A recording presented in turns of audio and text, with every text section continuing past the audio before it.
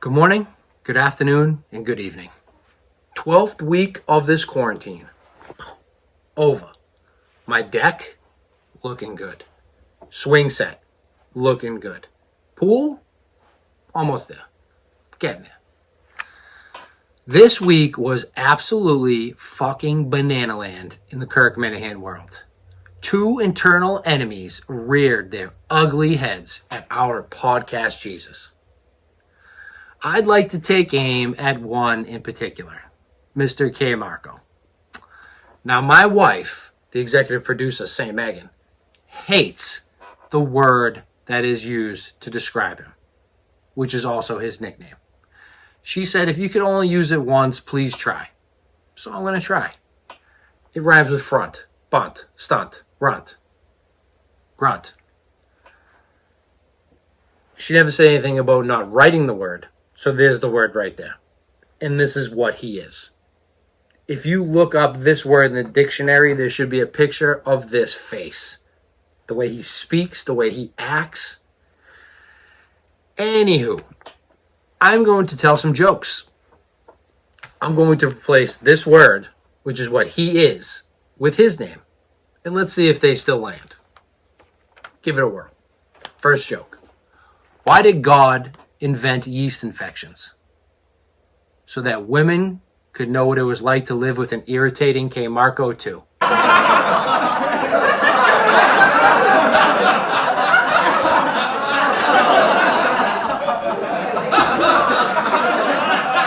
I'll always remember my papa's last words. Stop shaking the ladder, you fucking K. Marco.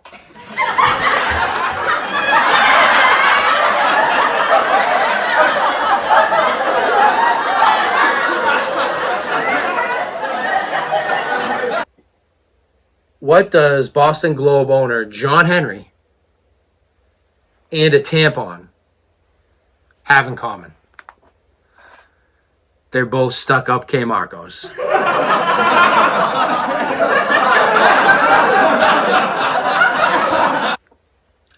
Because he is a fucking cunt.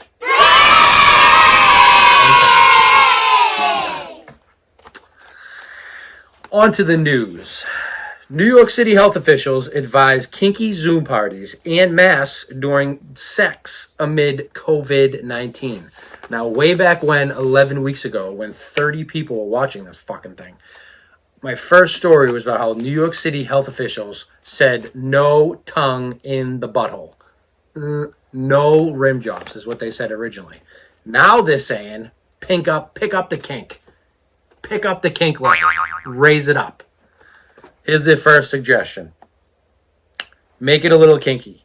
Be creative with sexual positions and physical barriers like walls that allow sexual contact to be limited while basically getting your rocks off. So they want you to glory hole it. Just glory hole the shit out of it. They want you to stick your dick in a hole like this. So I'm gonna use our friend Dildo. I'm going to use our friend Dildo Dan. We'll call him Dildo Dan. And I have to try to keep it in one place. It's tough to move the picture. I'm not that good. So there you go. They want you to do this. Stick that right in there. Boom, boom, boom, boom, boom, boom, boom. It'd be like having sex with this. Does this turn you on? Does looking at this turn you on for sex? Because this is what glory hole feels like. The glory hole in it. Any excuse to bust out Dildo Dan. So that's the first thing they tell you. The next thing they tell you, which is over here, because I already flipped it at one point when I was practicing. I practiced a little during this. Video dates, sexting, subscription-based fan platforms, sexy Zoom parties. That'll pick up a Zoom party, huh? Or chat rooms may be options. Awesome. For those who find social distancing a turnoff, officials advise choosing large, open, and well-ventilated spaces for group sex and bringing along alcohol-based hand sanitizer. So they are basically telling you glory hole, live cam, public gangbang. Those are what they're telling you to do now. That's what New York City officials are telling you to do. So get after it. The next story. Man with shoe fetish stole 126 flip-flops so he could have sex with them. A man has been arrested in Thailand for allegedly stealing his neighbor's shoes in order to have sex with them.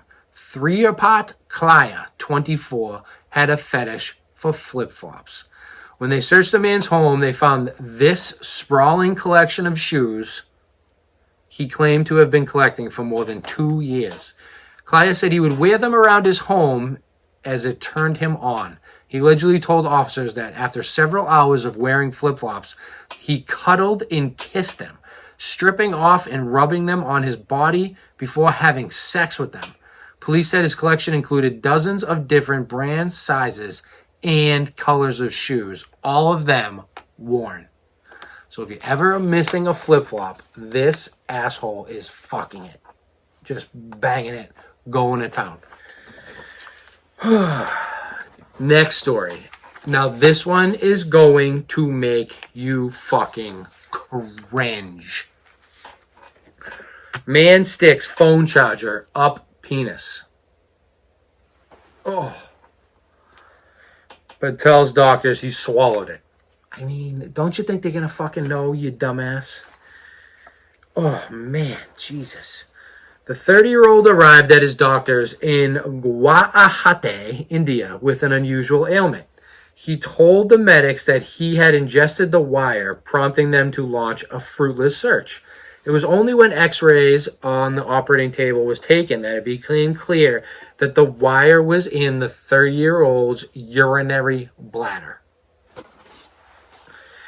The patient came to us with severe abdomen pain and told us that he consumed a cable by mistake.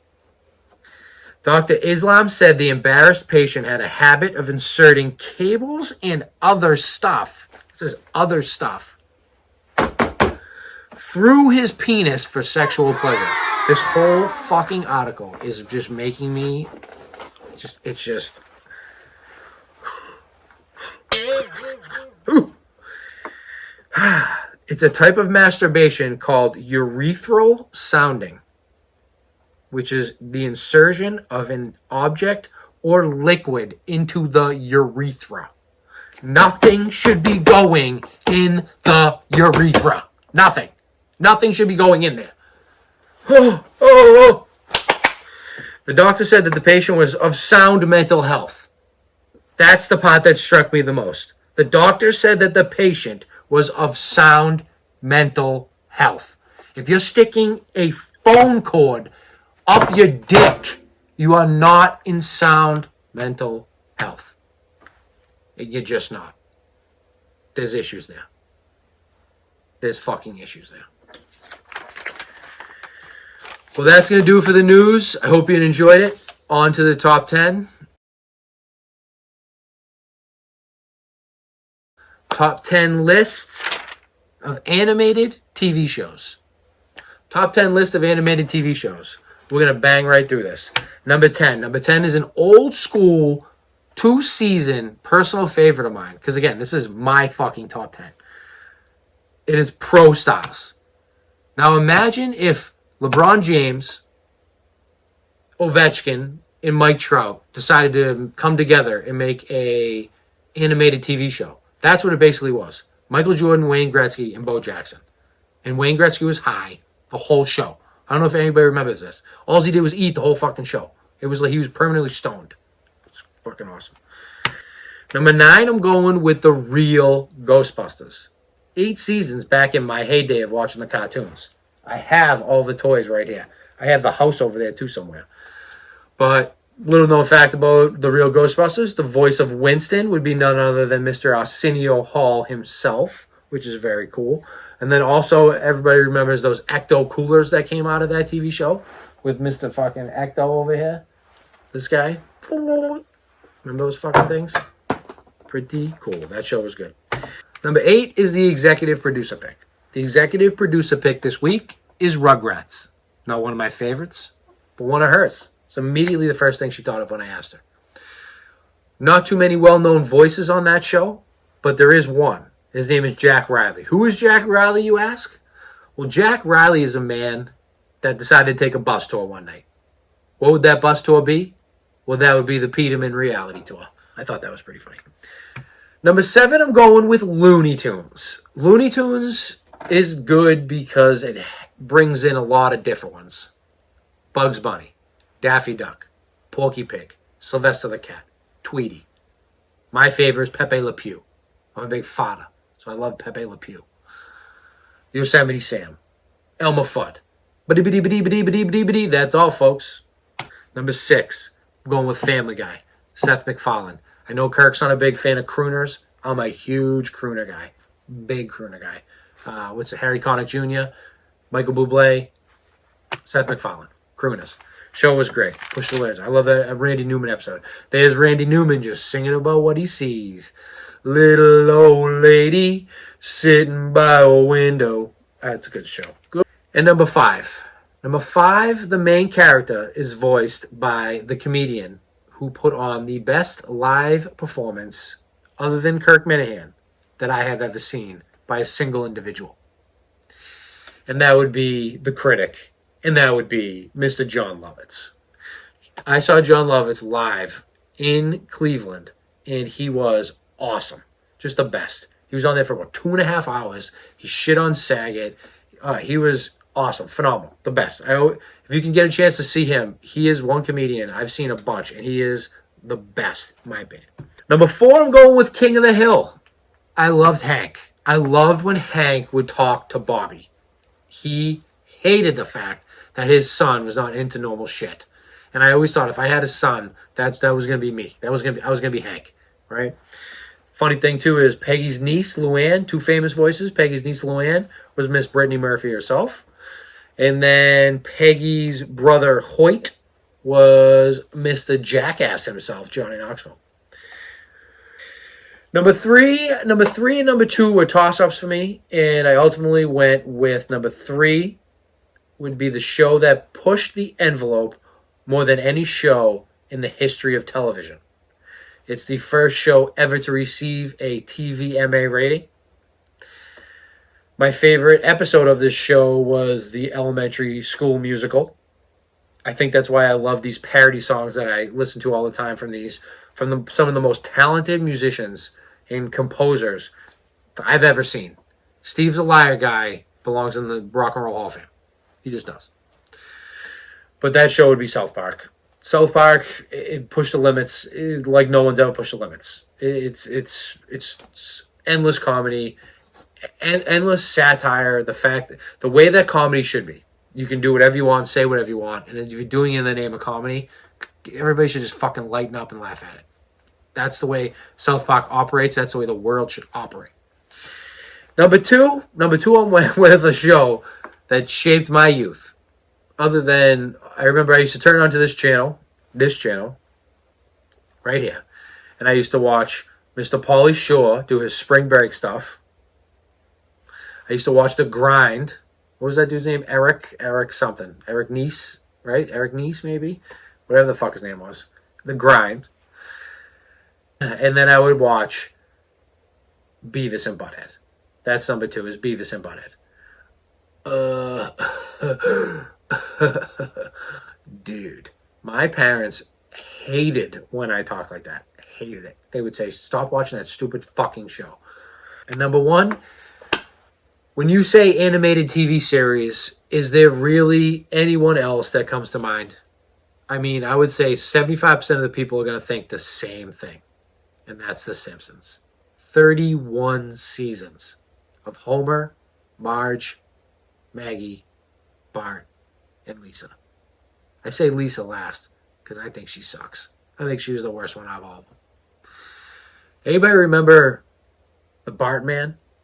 The song The Bartman? I remember playing that cassette over and over again in my headphones. So that's my list of top 10 animated TV series. Next, we're going to go with a movie, a TV show, and the song that I danced to tonight in the kitchen.